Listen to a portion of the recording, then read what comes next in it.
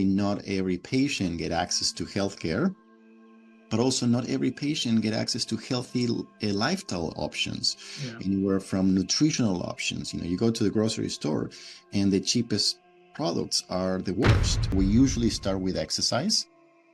The reason being that's something that is very measurable and something that we can actually give some very concrete ways to improve that by like time every day, like 10 minutes a day or so on and so forth. And usually that becomes a cycle, right? So because if you're exercising more, you probably sleep better that day because you're a little bit more tired. And also you're going to eat a little bit healthier because we can say, well, after the workout, just make yourself a smoothie. And so it's something practical, and you can create this chain of events that ultimately is going to lead to just all of these 6 pillars of brain health being accomplished.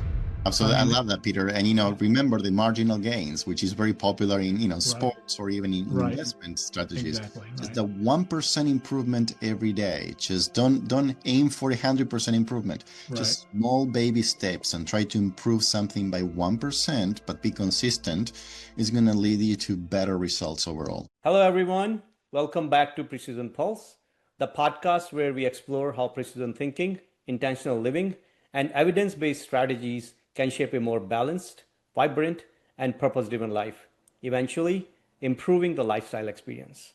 This is your host, Amit Jain. I'm a life science professional by training and an aspiring awareness geek by heart. In today's episode, we are taking a deeper look into a complex neurological disease called multiple sclerosis from two complementary perspectives, the lived experience and the clinical view. We have two guests today. Our first guest is Peter Riccelli, a PhD scientist who also lives with multiple sclerosis. Pete previously joined us in our pilot episode and shared his experience of managing the disease through scientific understanding and blending it with real-world experience. We are very excited to have you back here. Pete, for those who may be hearing you for the first time, could you introduce yourself and tell us a little bit about your background? Sure. Yeah, it's great to be back, Amit. Thanks a lot. So, as everybody may remember, I was diagnosed with MS in 2014. Standard diagnosis was relapse remitting. Minor symptoms at the time. Seemed like it was pretty normal. Didn't really change any of my habits. Pretty much was given sort of standard treatments. So my background, a biotech professional, been in the clinical diagnostic business for over 25 years. We're developing assays, developing technologies for identifying biomarkers and things like that. So primarily in oncology, most of my career shifted towards practicing, understanding how precision medicine works. And really over time, as my disease progressively got worse, really it became a passion and a goal of mine to understand how precision medicine principles could be applied to treating and managing MS. So that's why I'm really excited about having the guest we have today that we'll be introducing shortly, who is a neurologist who specializes in managing patients with MS. He applies very traditional things, as you'll see, but also really about what I was looking for was what are other things that people can do to really tailor how they can help manage their treatments beyond just sort of the standard stuff to make them better. So I'll hand it back over to you, and looking forward to talking with our guest today. Thank you very much. We are really excited to have you back here, Pete. Our second guest is Dr. Augusto Miravalle, who specializes treating and managing patients with multiple sclerosis. Dr. Miravalle is Chief of Division of Multiple Sclerosis and Neuroimmunology at Rush University Medical Center. His clinical expertise brings an essential perspective for today's discussion. Dr. Miravalle, could you please share a bit about your role at Rush and the work you are doing for treating MS patients? Yeah, absolutely, Amit. And first of all, thank you for the invitation. It's a pleasure being here. Looking forward also with a discussion with Peter. So my role is, yes, I see patients, but also I conduct clinical research and research studies. And we do have a comprehensive brain health program that incorporates precision medicine when it comes to treatment decisions, but also lifestyle interventions in the care of our patients. Thank you, Dr. Miravalle. Again, this is very excited time for us, having two expert, having two experience from different sides of a disease. So I'm going to hand over to Pete, and he would have a conversation with you. Pete, over to you. Thanks, Amit. So again, thanks a lot for participating today, Dr. Miravalle. It's really a pleasure to have you on our podcast today. So I guess really to set the stage, I'm wondering maybe if you could kind of briefly review some of the key causes for MS, like what causes the MS progression, particularly in the flare-ups, and frequency, duration, intensities of these type of flare-ups. Because I think this is really where a patient really kind of gets bogged down and gets frustrated with what are things that they can do, which I think a lot of your brain health habits and policies and practices will work for them. Yeah, absolutely. And that's important. So we still don't know the cause of multiple sclerosis, but we do know that there are factors, environmental factors, that actually will activate the immune system, confuse the immune system to then react against the cells in their own body, in this case, myelin in the central nervous system. Among those factors in the environment, perhaps the virus that causes mono, called the Epstein-Barr virus, is the strongest environmental factor that has been linked with an increased risk of MS. But also we know that things like smoking, obesity, particularly childhood obesity, genetic risk factors, having a family member with multiple sclerosis, vitamin D deficiency, and certain nutritional factors actually will increase the risk of multiple sclerosis. So it's a very complex disease. And we know that once this immune system gets activated and targets myelin in the central nervous system, will cause what we call demyelination or damage to the wrapping around the nerves. And what that results is in events, we call those relapses, and hence the name relapsing remitting multiple sclerosis. Those are events that are very discrete, very obvious for patients to identify, in which they lose usually a neurological function. Could be loss of vision, could be numbness, tingling, or weakness. But also there is a second manifestation of inflammation that is called progression. And that is more subtle early on, even though it happens from the beginning of the disease. But that is nothing else but the slow decline in any function that relates to the central nervous system. That could be walking, could be thinking, memory, attention, and so on and so forth. So that's what we call the progression or the progressive phase of multiple sclerosis. Okay, interesting. A couple of concepts that I've read about, certainly as being someone involved in this and sort of being a patient and sort of being involved in applying some of these habits. There's a paper I read by Dr. Kruger, the concept of what's called functional capacity and the neuroplasticity so besides doing the disease modifying treatments, your antibodies, those sort of things that really kind of help at the inflammation, it seems like a lot of the other types of things that people can be doing to manage and help support their health, the treatment and the management, really go towards the neuroplasticity and the functional capacity. So can you maybe talk to that a little bit? Yeah, absolutely. And I'm glad you're bringing that up, Peter, because, for decades, we've been focusing on developing therapies that targets the immune system. And we have accomplished quite a lot, actually. We have over 25 therapies that actually are very effective at stopping inflammation or decreasing the consequences of inflammation. But there is more to MS care than immune therapies.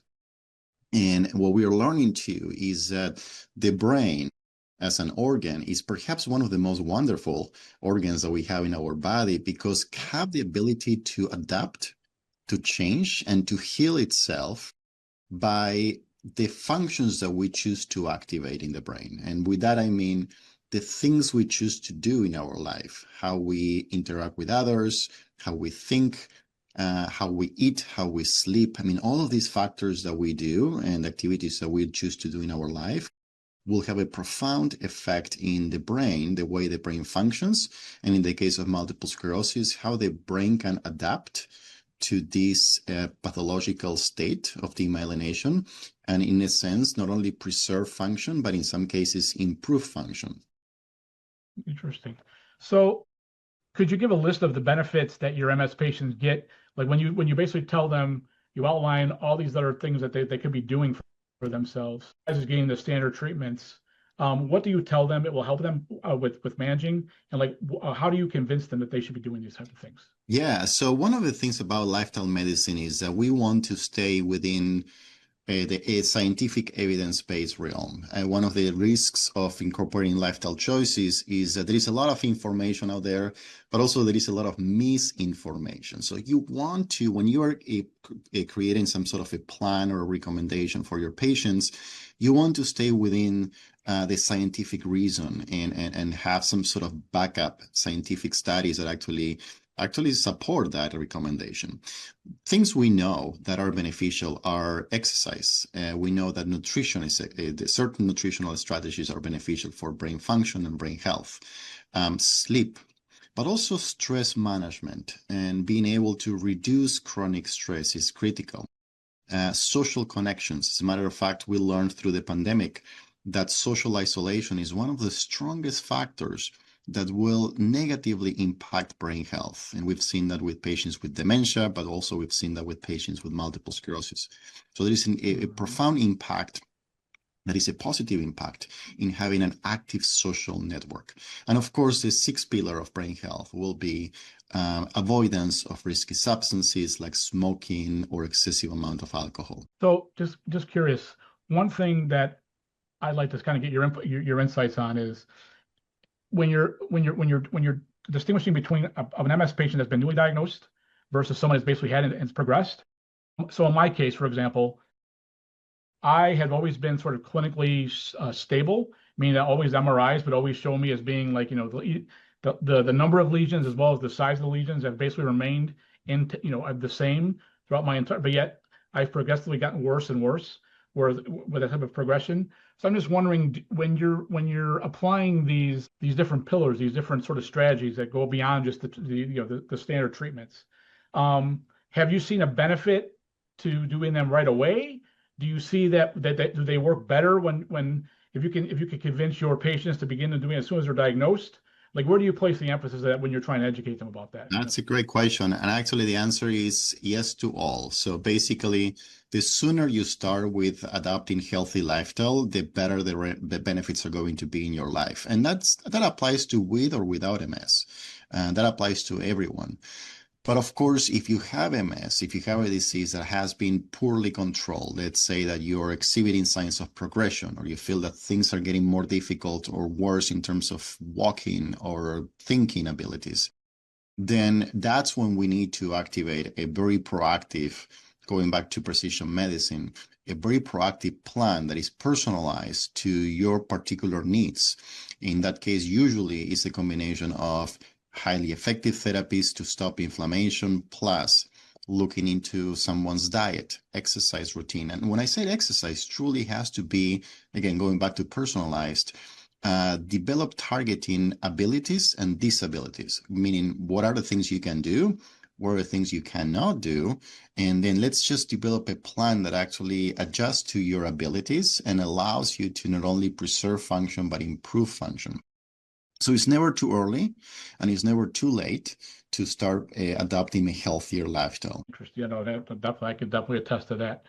One of the things, so I've pretty much, I really applied a lot of these things to my life, and I can attest that a lot of these things have actually worked. I think I've become a lot more stabilized in the last couple of years than it was, say, 5 or 6 years ago.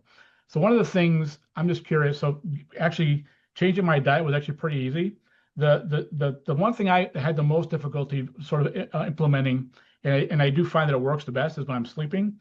But one of the areas, and I think this was actually an area of focus I did on my podcast with Amit the first time. I'm just kind of curious as to what sort of level of success or feedback you get from your patients.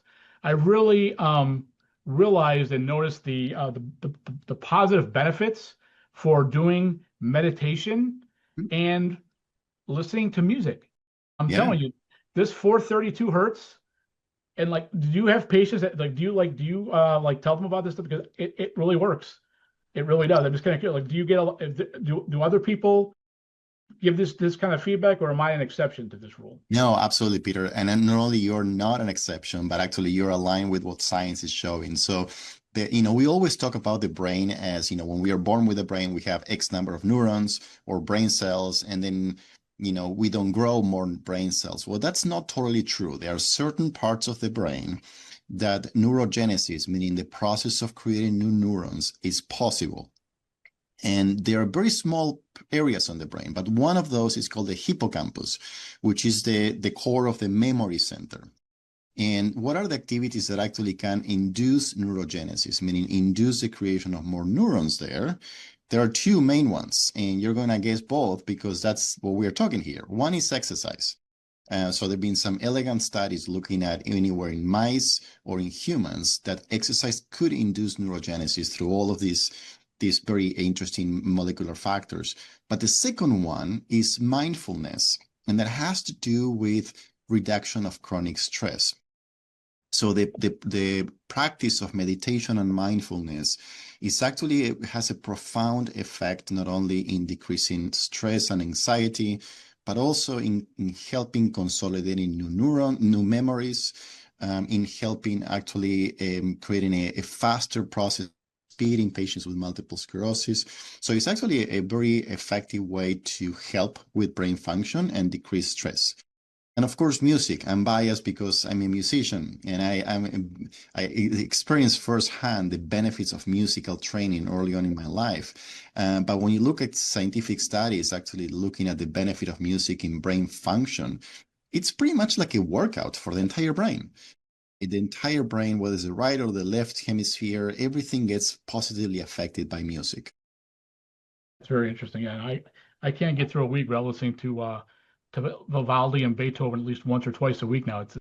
It's almost like it's almost a habit now. It's almost like smoking cigarettes.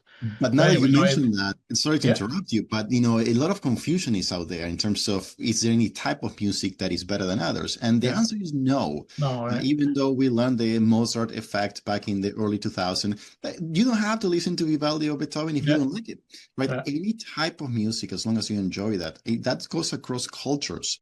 It's going to have a benefit effect in your brain. interesting. So one other thing I'd like to get a good appreciation for understanding. So, like, would you say that what you do with your patients at Rush, is this sort of like new approaches? Are you seeing more neurologists adopting these type of things? Is it a older MS doctor versus a young? And again, not saying I'm not the age you read, but I'm saying like, are there true deniers of this? Is there more and more papers and studies and evidence that's coming to show that some of these other things are actually working, and it's not just give them steroids and give them modifying? What's the momentum behind this? Yeah. So, and when you look at the historical aspects of lifestyle interventions, yes, there was a phase in which we didn't have a lot of evidence to support that. I mean, we knew intuitively that it's going to be beneficial, but we didn't have data to support that.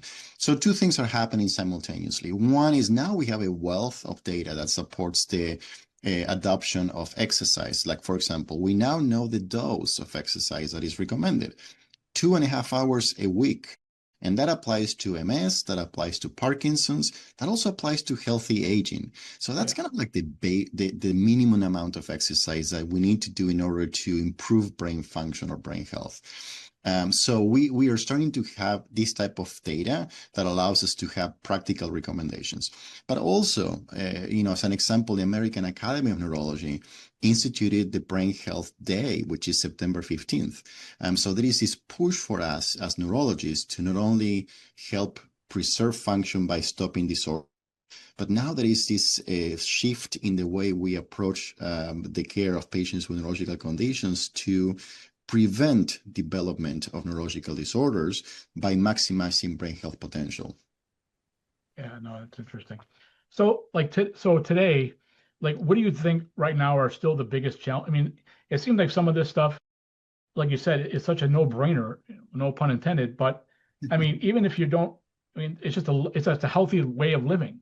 So, I mean, do you still get challenges? And like, what do you think are like the biggest challenges to introducing these concepts and adopting it, not only by the patients, but maybe your colleagues or different types of centers? Where do you see the biggest Yeah, challenge? Peter. So there are many challenges, and I like to group them into different categories. I will say, logistical challenges, time. We all know that we don't have time in healthcare to spend and to sit down and spend 60 minutes talking to a patient about their diet and exercise. So for that, we had to get creative. And at Rush, as you know, we offer a variety of educational offerings, anywhere from monthly webinars. We have called Conversations on Brain Health. We have a 3-week curriculum called the Masterclass that patients can actually learn. So we are trying to get creative in ways in which we can actually provide this information. There are also systemic barriers. Unfortunately, not every patient get access to healthcare but also not every patient get access to healthy lifestyle options, anywhere from nutritional options. You go to the grocery store and the cheapest products are the worst. So there are all these barriers that actually, in a sense, are threatening our options as individuals to live a healthy lifestyle. Yeah. So I guess to follow up on that, can you share like some success stories that you've encountered in your clinic? In terms of like things that patients like, oh my God, I tried this. I mean, like I just gave an example. Do you see what are some examples of where? A lot. And, a typical example will be a patient that feels that, in the last 12 months, he or she continues to worsen, decrease walking abilities, and becomes a cycle, right? If you feel weaker or if you have more fatigue, you will move less. If you move less, you become more weak, and you have more spasticity, more spasms. Sometimes that also increase the risk of other things like infections. And infections and pain will interrupt sleep. And then if you don't sleep well at night, you are more tired the next day. So it becomes this vicious cycle. So sometimes with our interventions, we break those cycles, right? If we treat spasticity, we reduce pain.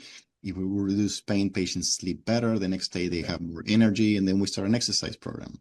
And then everything starts getting better as we continue to intervene in all of these aspects. But it takes a village, right? So for what we offer here is through our brain health clinic, regular visits in which we help patients actually navigate all of these changes, stay accountable with those lifestyle interventions, and then hopefully continue in this process of improvement.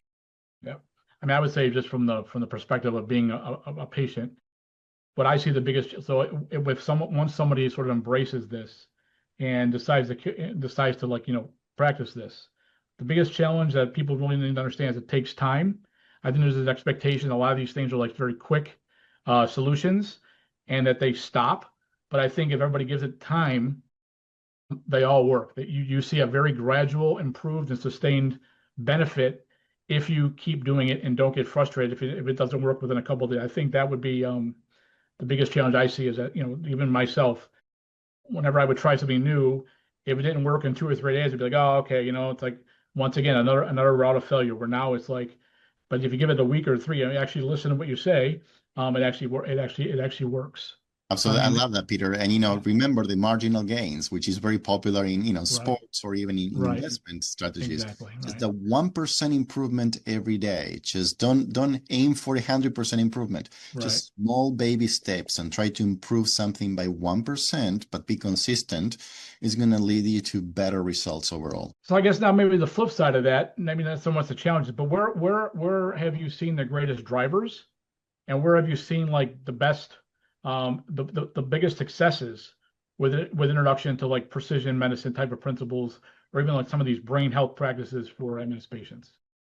I will say that one of the biggest changes and successes is like breaking down barriers and silos. I mean, for many decades, I will say medicine has been practiced in a way that is fragmented. Patients have to navigate all of these complex systems and, go to the neurologist and then go to the physical therapies and then go to the urologist. And you have to see like maybe 10 different providers. And it's hard for patients to put all of that together. And so I think with this type of novel approaches, we in a sense are breaking barriers of care and saying, hey, it's one function of the brain and we all work together towards that function. The concept of roles is becoming more integrated. I never thought as a physician that I was going to talk so much in my life about exercise and diet. But actually, that's what I'm doing these days because it's critical for patients to understand that in order to maximize brain function. So breaking down barriers is perhaps the most impactful consequence of all of this movement. And I will say also expanding the concept of what precision medicine is. We traditionally think of that as being at the molecular level, right? So we have an intervention that is going to functionally change a cell. But precision medicine also means let's look at an individual's life and see what we can develop as a strategy to help that person and meet them where they are through all of these interventions. So we actually can personalize a plan of care and actually help that individual maximize brain function. No, that's a great point, because actually, precision medicine, when it first gained some popularity about 15 years ago, actually used to be referred to as personalized medicine. And the powers that be decided to not use the word personalized because they felt it was confusing people from, personalized medicine could be like, taking aspirin Right. as opposed to not taking aspirin. So it became precision because it became more about biomarker focusing. So it was an oncology type of thing.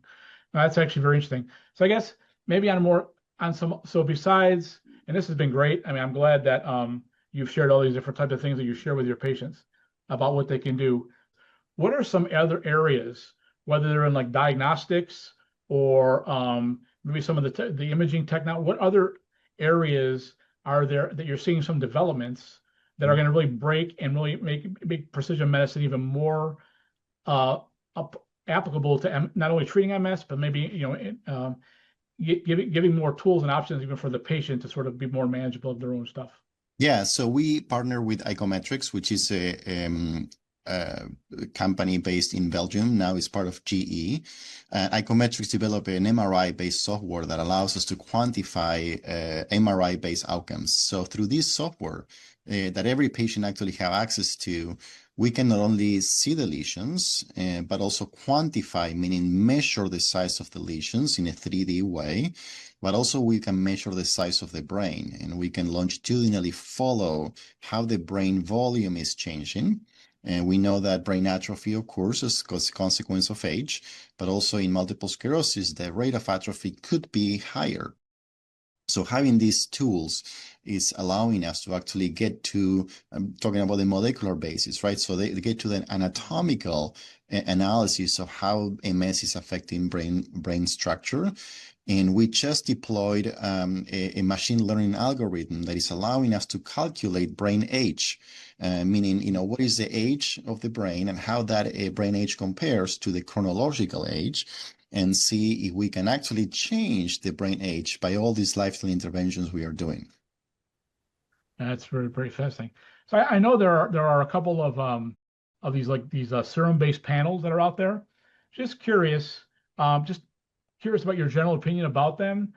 And like right now, what are you seeing as the best use of these panels? I mean, I think ultimately, I used to always tell people that for me, the holy grail of biomarkers for MS would be a way to very accurately and precisely follow and monitor a treatment, so you know whether you should change or not to change it. And especially with the fact that we now, again, I'm an example of the limitations of MRI as being like the golden tool. So I'm just curious, like, how do you use biomarker panels in your practice? And if you do, how do you use them? Yeah, so we do use them. And so there is a series of blood tests that actually we can order, and they will represent some reliable marker of underlying inflammatory activity. And of all of these different biomarkers, the two that has the kind of stronger validating data is NFL, or neurofilament light, and glial acidic fibrillary protein, or GFAP. And they kind of represent different types of inflammation. So how I use them, like any other biomarker, we need to use them within a context of the clinical picture.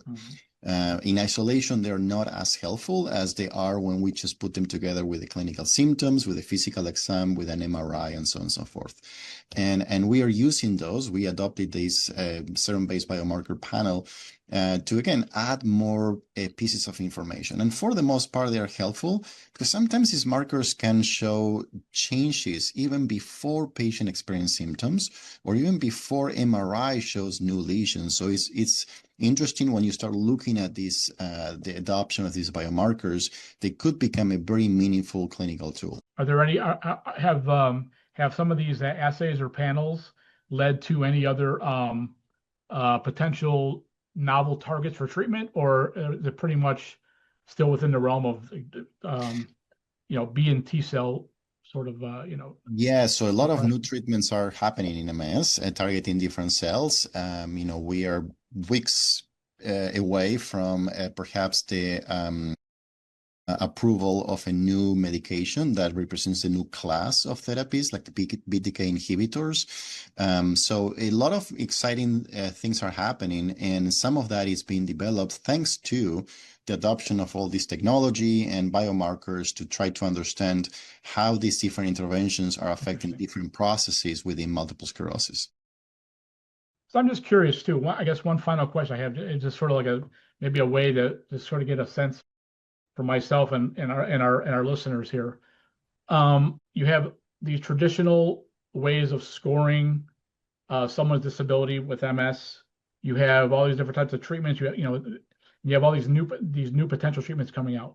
Do you see are the clinical trials are they being designed, or at least being are all these other factors being compensated within these trials as being sort of cohorts? So in other words, like when we're looking for a way, whether a particular treatment or mode of managing the disease is working, do they look to implement designing cohorts that may follow some of these other, like these brain health kind of methodologies? So in other words, like, if someone's doing this treatment and they meditate twice a day versus not, Right. I mean, just curious whether that's going on. That's an excellent question. And I will say there are two main players when you look at clinical trial design. One is the sponsor, usually pharmaceutical companies, but the other one is regulatory entities, in this case, the FDA in the US.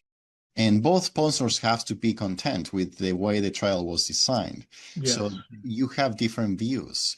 And I will say that in the last 2 decades, one of the biggest impediments for industry sponsors to develop novel ways to measure efficacy has been the restrictions that they have through the FDA that still requires clinical trials to be representative of, for example, relapse rate reduction. And we know that some medications failed to show efficacy because nobody is relapsing as much these days. So it's hard to show that X drug is better than B just because patients don't relapse, whether they're in placebo or not, because we are controlling the disease in a much better way. So I think one of the impediments these days of creating novel outcomes when it comes to clinical trial design is still regulatory entities. Yeah, no, that makes a lot of sense. I think to me that seems like such a big challenge with a disease like MS. I mean, with oncology, a lot of times it's very clear, right? You shrink the tumor or you don't. With MS, you can see, right, the traditional way made sense. It's a way of getting the drug approved with a very objective endpoint. We have either stopped or prevented new lesions or prevented the growth. But when you start talking about symptoms, it immediately becomes very, very subjective. And it must be, and so it almost, you wonder whether that would ever be what's going to be the ultimate way we resolve it. It seems like the physicians like yourself that ultimately take some of these treatments and begin adding kind of like another layer to that on your own with the patient after you've kind of established some clear baselines. That's kind of interesting. So I think that's always going to be the biggest challenge with these types of diseases. This was a great discussion. I guess I can hand it back over to you. I know you may have some follow-up questions. Yeah. Yes, Pete. Thank you very much. And Dr. Miravalle, that's great discussion. I got lost in so rich discussion. I do have a couple of probing questions based on your response. So one is, we did talk about 6 pillars of brain health. So I was wondering, like, out of these 6 pillars, what you have seen are the most critical or most effective in your experience, and where you've seen the patients are getting improved. So if you could put them in the highest effective to low effective range. Not that nothing is not important, but just in case if we have to pick 1 or 2, so what will that look like? That's a challenging question because truly they are all equally relevant, and how we start or how we help patients start with all these 6 pillars depend where they are. And sometimes patients have a very active life with a lot of exercise and they eat healthy, but their level of stress is so high that they just can't function. So we truly need to know where they are. But in general, we usually start with exercise. The reason being that's something that is very measurable and something that we can actually give some very concrete ways to improve that by like time every day, like 10 minutes a day or so on and so forth. And usually that becomes a cycle, right? So because if you're exercising more, you probably sleep better that day because you're a little bit more tired. And also you're going to eat a little bit healthier because we can say, well, after the workout, just make yourself a smoothie. And so it's something practical, and you can create this chain of events that ultimately is going to lead to just all of these 6 pillars of brain health being accomplished. Yeah, that's very helpful. Another quick question. Do you think or have you seen if any of your patient is feeling strong from inside, like feeling well happier, willing to get treated or willing to take a new treatment or try new things? Have you seen any difference in improvement in their symptoms over the course of time? Is it a factor or no? Absolutely. So one of the things that actually lifestyle, both exercise as well as cognitive activity does is improve participation. Number one of the best outcomes that actually we've seen is allowing patients to participate in life, in social activities, in decision making, right? And that has a profound effect in one of the pillars of motivation, which is autonomy. The moment you have the ability to participate in things, you gain autonomy, you gain confidence, and becomes this cycle that gives you more motivation. So I think that comes down to helping people live a better life with more autonomy and better quality of life. Sure. And I'm assuming that will lead to a mental satisfaction, having a sense of happiness, And which purpose. could be a driver for them to come back and then do this, like keep doing it and continue this. That's a Absolutely. fair assumption? Absolutely. Okay, thank you. So I'm asking you because we did an episode on happiness, and then I feel like there's a connection here because once you feel more happy, you're more satisfied, and your inner being is upbeat, and then you're driven to do things for your betterment, right? So Yes. And we like to think of happiness as something that happens to us. Happiness actually, not to be corny, but starts with within, right? So it's a chemical reaction. So Definitely. things actually we choose to do with our life are going to have a profound impact in the way we feel. absolutely. Thank you. I want to ask one more question because it just came in my mind. We did talk about some of the scientific aspects of diagnosing the disease. We did talk about blood-based biomarkers. We did talk about MRI. I want to probe a little bit about wearables. Like, have you seen any introduction of wearables or utility of wearables for treating multiple sclerosis patients in the real world and during the clinical development phase as well? Yeah, great question. I mean, so we just met with the developers for iCometrics, and we're going to launch an app called iCompanion app. And through that app, patients actually can, in their cell phones, input symptoms or quality of life questionnaires and all different things, but also sync the app to their iFit or Apple Watch and actually gather additional information like steps and hours of sleep. So the use of this technology is wonderful because it will allow us to have real-time data that represents how patients are doing in between visits. So which is critical, way more representative than actually see patients every 6 months and try to get a sense of how they're doing. Yeah. No, this is good. Appreciate you giving us a candid feedback and your opinion about this. And again, I want to thank you both for your valuable insights and sharing your experience. Now we are moving into our next segment of Rapid Fire, which is a series of short questions which are designed to get a quick insight. It doesn't need to be really short, but if you feel that we could concise the answer in a very crisp way, it's good. If not, then I'm really happy to learn more about your experience and your response. So the first question is, what is one key learning our audience should take away from today's discussion? That the way we live our life is going to impact the way the brain functions. Thank you. That's pretty understandable, and I could still feel that, right? The second question is something somebody should be absolutely doing regarding precision practices, and you could talk about multiple sclerosis point of view or a healthy lifestyle, somebody who's healthy. Change. I think it comes down to change. If you don't like the way things look now in your life, there's always something we can do to help you change. Perfect.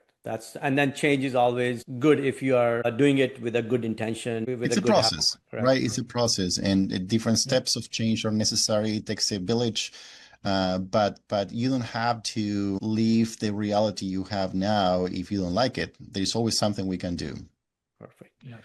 Thank you. And the last one Definitely. is what should people start right away? In a way, tip of the day. Things like this, learning, and just, everyone that is listening to the podcast did it for a reason. They want to learn, they want to be engaged. And that's usually the first step, is just get inspired by other people's stories and learning and improving and ultimately empowering yourself through knowledge. This is very helpful. Thank you. And this concludes our rapid fire round. I thank both of you for the valuable insights and sharing your experience in managing the condition. Understanding 6 pillars of brain health was very rich experience for me, and we have seen it consistently across a normal lifestyle or somebody with a disease across different therapeutic areas. These pillars, one way or other way, terminology could be different, but we have seen them consistently coming up, especially as you mentioned exercise, you mentioned diet or nutrition, you mentioned meditation. Pete, you mentioned music and specific frequency you did mention.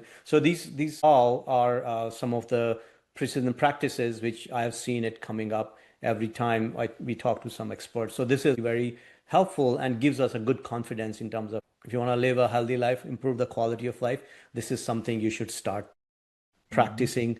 Make a change, right? When you say change, like make a change towards a betterment of yourself. As I mentioned, I had a rich experience. I'm sure our audiences appreciate this as well. And Dr. Miravalle, a special thank to you for sharing insights and giving us a clear picture of how precisely optimized practices can transform our health and lifestyle, which is this is very critical and very, very enriching experience. Where can our listener find you and learn about the amazing work you're doing? Oh, well, first of all, thank you, Amit and Peter, for the invitation. I thoroughly enjoyed this conversation. And I guess you can find me on the website at Rush. If you, I guess, search in Google Rush Brain Health Services or my name, then you're going to have access to my contact information. Perfect. Thank you. I will strongly encourage our listeners, our audience, our viewers to go and take a look at Rush University Medical Center. Go take a look at Dr. Miravalle's website.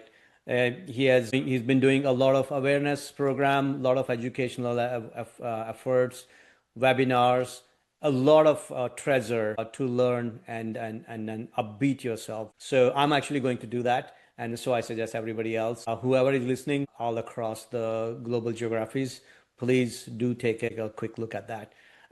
With this, we wrap up our episode of Precision Pulse. Thank you for spending your time with us. We are really honored to be part of your journey towards living with greater clarity, balance, and precision. We plan on launching this episode on all the major platforms, including YouTube and Spotify. Please keep yourself updated with the latest insights and development in precision practices for living a healthier lifestyle. Until next time, please stay focused, stay intentional, be healthy, and keep your pulse aligned. Thank you very much.